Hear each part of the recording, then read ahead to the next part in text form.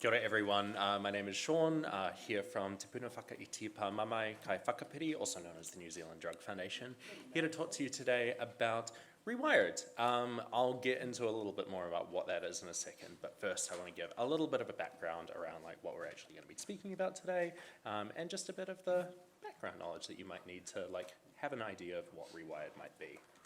So, there we go. Today what we're touching on is what do we actually mean when we talk about chemsex, party and play. Spoiler alert, I get to be the fun one talking about sex, drugs, but sadly not rock and roll. Why Rewired? What are we actually aiming to do in this space? What's happened in the last year for us? We've been funded for about, just over a year and about 2 or 3 months now or so. So what's actually been happening in that time? And what are our next steps and what could we be doing in this space? First up, just a little bit about what do we actually mean when we speak about chemsex in this environment.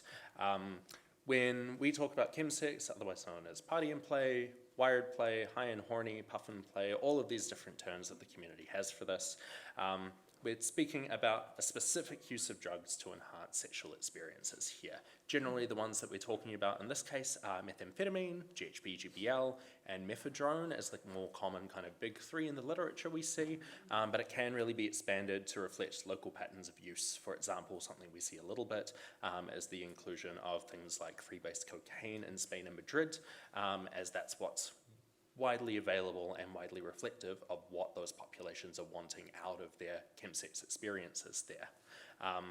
When we talk about chemsex, we have a really unique focus on rainbow and/or more recently an inclusion of sex worker communities in this space, mostly focusing on men who have sex with men, and there's been a recent shift to include also trans and non-binary people of all genders in this space due to a lot of that overlap of sexual networks there.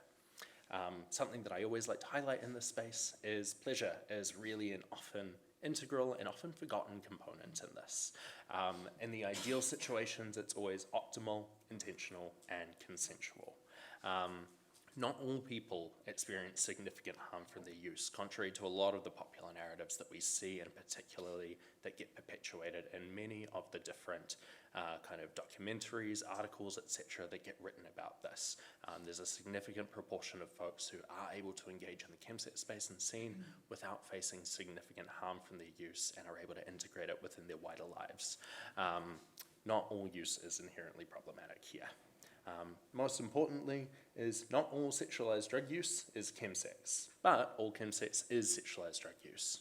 As a little bit of caveat, sexualized drug use is basically just the term that we usually use when we're talking about people combining sexual practices and drug use in this space, whether that be an inherent thing, whether that be an intentional thing, e.g. someone actively taking cannabis before having sex with their partner, or whether it be an accidental thing or unplanned, so things like people taking MDMA on a night out and then going and hooking up with someone on the way home, or more commonly getting drunk on a night out and going home with someone, that kind of thing. So all forms of sexualized drug use here. What's the prevalence? Shout out to Peter for a lot of this. A lot of this is actually taken from Samuel Andrews' thesis as well. Shout out to him too. So FLUT study from 2019 exploring HIV, STI and drug-related practices amongst gay, bi and other men who have sex with men in New Zealand. Of the respondents that were found, about 59.5% had used drugs in the past 6 months in this space, and 80.5% had reported ever doing so here.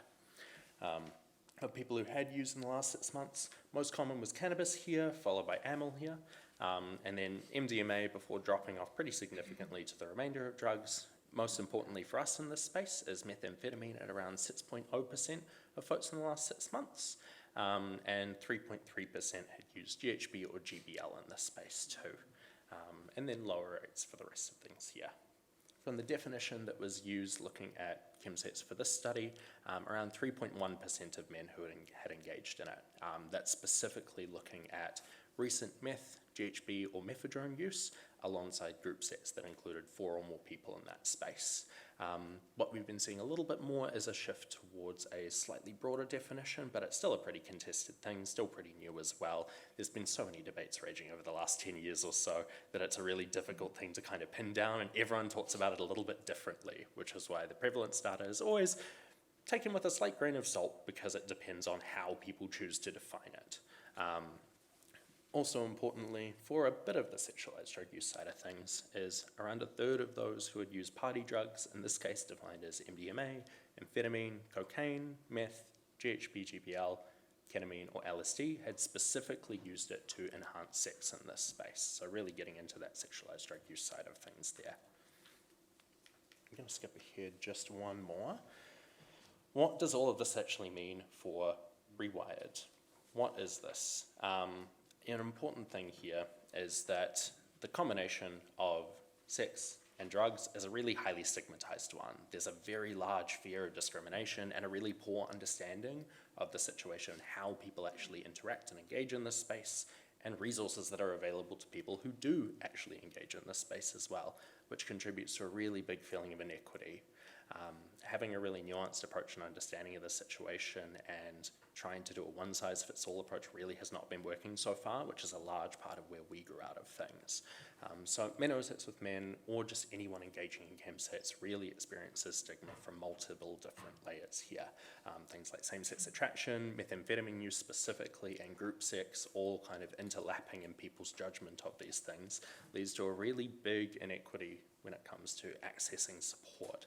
People face less access to it than others in this environment, and more importantly, less appropriate support in this space, things that are actually incorporating multiple aspects of their human picture of health.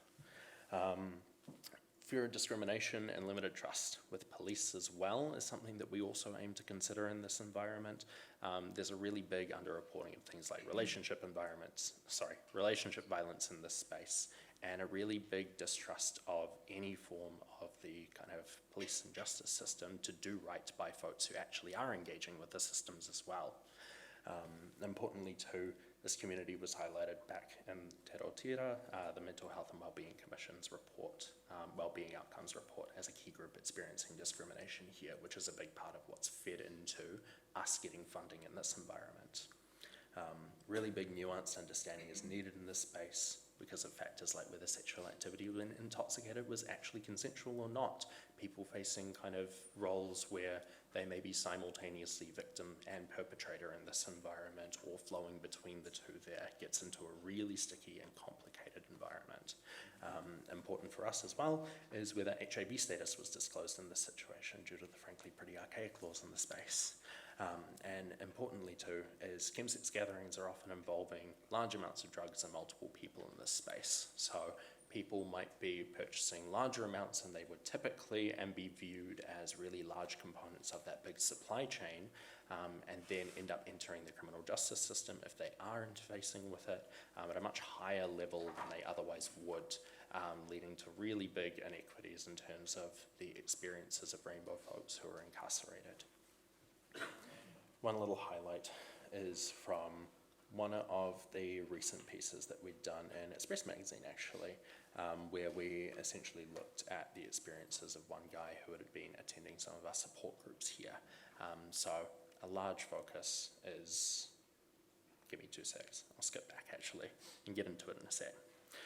With all of that said, what are we actually aiming to do? What is Rewired in this space? There's 3 kind of primary things that we're doing here and 3 ways in which we kind of come to play. It's a large collaboration between New Zealand Drug Foundation, Burnett Foundation Aotearoa, Body Positive, and Odyssey, as well as lived experience leaders in this environment. So what we were kind of aiming to do in this environment is designing and delivering targeted services for the community, delivered primarily in Auckland, Wellington, Christchurch, as well as expanding to an online space to reduce methamphetamine harm and building peer-led mutual aid communities. What this actually looks like in practice is 8-week support groups for folks, very much aiming to provide an environment for people to reflect on the use in a safe space where they otherwise may not have access to conversations to be able to talk about these things. People don't want to talk about sex, and particularly meth use, in the queer communities that we're in. So what we've done is essentially create 8-week programs where people can cover a variety of different topics and actually access support from their peer communities, and basically have a space to talk about what might be a challenge for them, talk about what might be going well for them without any expectation of abstinence or being forced to quit, like in many situations where people might be accessing support from alcohol and other drug organizations or programs, particularly in situations where, say, methamphetamine use might be a concern for someone, but actually the cannabis use is perfectly fine and they don't see any concerns with that or aren't experiencing any harms as well. So very much trying to come from a harm reduction lens and ensuring that people can access support and make decisions and set goals that really reflect their personal situation while sharing that with others. As part of that too is a big focus on delivering targeted health advice and resources. This is what we're doing a lot of soon, and making sure that people have access to relevant information in ways that they are able to see fitting to their situation. Lastly is a big push to build the capacity of health, police and justice sectors to support this space and community as well. I'll get into that a little bit. That's a big part of why I'm here today too. A quote from someone who's actually been accessing the groups and has attended quite a few of them as well, and was very gracious to be able to share his story and experience in doing so, is that he felt so comfortable being amongst peers. While their stories are different, there's a massive underlying issue of intimacy and other key aspects in life that we struggle with. He found it much easier to open up. We often hear from people who have accessed other support groups and spaces around for their methamphetamine use that they're often unable to really genuinely articulate what might be going on for them because of those multiple layers of stigma and because of a lack of understanding by a lot of AOD practitioners in how to engage and talk about this in a healthy way, as well as a lot of other barriers and concerns around, say, people accessing group support programs or residential programs in which bringing up sex can be considerably triggering for others. So how do you navigate those spaces where, say, one person needs to really integrally message and talk about this as part of their experience, but another person is facing significant challenges in even engaging in that way. So really, how do we make sure that services are working for everyone, but supportive for all here? Who's actually been coming along to our spaces and groups? This is data pulled from all of our outcome forms since we initially started doing this, so all the way back in 2019. So this is a bit of a blend of stuff that we've had post-funding and stuff that we've had pre-funding as well. So around 56% of folks attending were Pākehā, 23% Māori, 19% Asian, 1% each other or Pacifica. Possibly slightly inflated here due to folks attending multiple times, but around 36% of those attending the group were living with HIV. And we've got a relatively diverse range of ages in here, mostly spiking around that kind of 25 to 44-year-old mark where we kind of expect to see it, and with a good kind of healthy balance either side of that too. Most people, when they've actually been kind of sharing about what they're hoping to get out of the groups, why they're actually coming and engaging in this space, is wanting more tools, skills, and strategies to be able to really manage their drug use and associated challenges there. So really just looking for all those practical things that they can actually do and enact in their day-to-day lives. Probably second, actually no, most important in this space, and something that everyone kind of mentions towards the end, is building supportive relationships and connections with their community in an environment where people don't really often get to talk about and reflect on their use. Having a very concentrated, specific space to do so in ways that's a supportive environment is really, really key for ensuring people can access what they want out of things. Space to share and, oh, that's a fun echo. Space to share and hear stories from others experiencing similar things is also a really key part of what folks were wanting, and most importantly, an opportunity to reflect on their use without an expectation of abstinence or an expectation that they have to set a treatment goal that aligns with what a service might be expecting or wanting here. What impact have we actually been having through these groups as well? Around 85% of those who had attended either stayed well or reduced their psychological distress using the Kessler psychological distress measure that we use.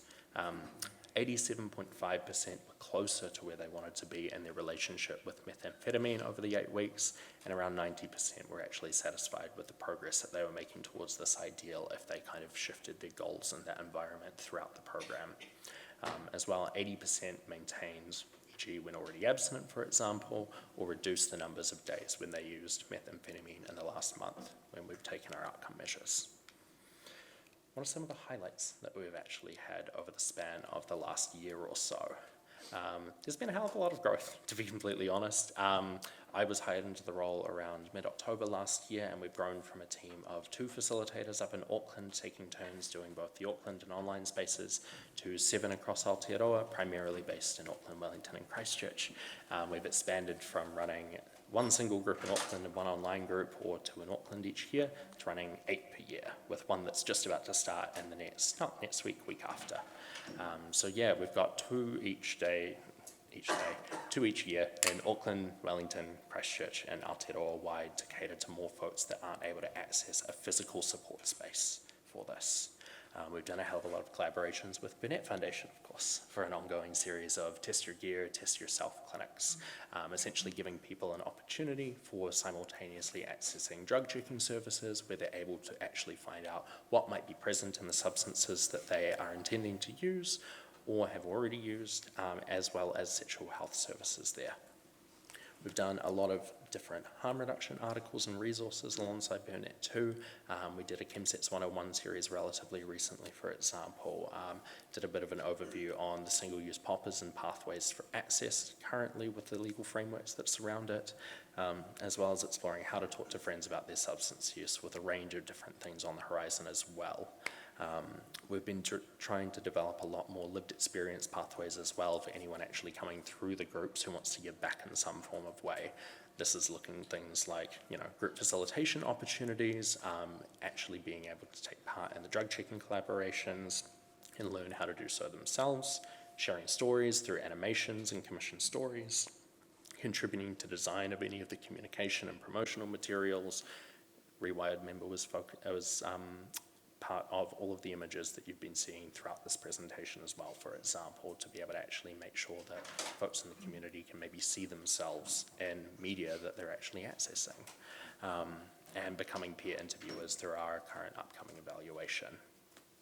We've also done a hell of a lot of presentations to a variety of groups and services, sparking a lot of different conversations who can hopefully start responding to the community in a much more improved way.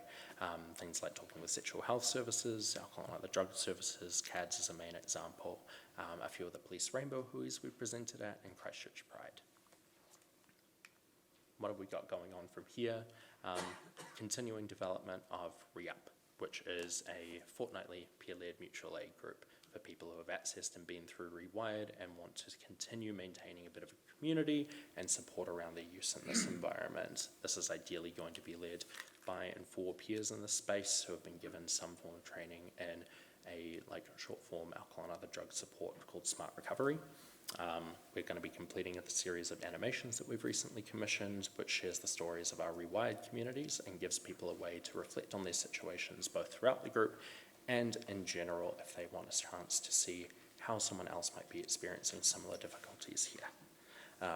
Building on and establishing more lived experience pathways is on the priorities, say further training opportunities, contributing to articles, and actually being able to put forward ideas for all of the kind of resource development sides that we're aiming for, a lot of the peer networking opportunities and the evaluative work like I mentioned earlier, as well as a lot of trainings and further modules to develop the capabilities of all these different mainstream services to respond effectively to gay, bi, and other men who have sex with men seeking support around chemsex, with also a bit of a wider focus on just wanting to improve rainbow responsiveness in particularly alcohol and other drug services, full stop.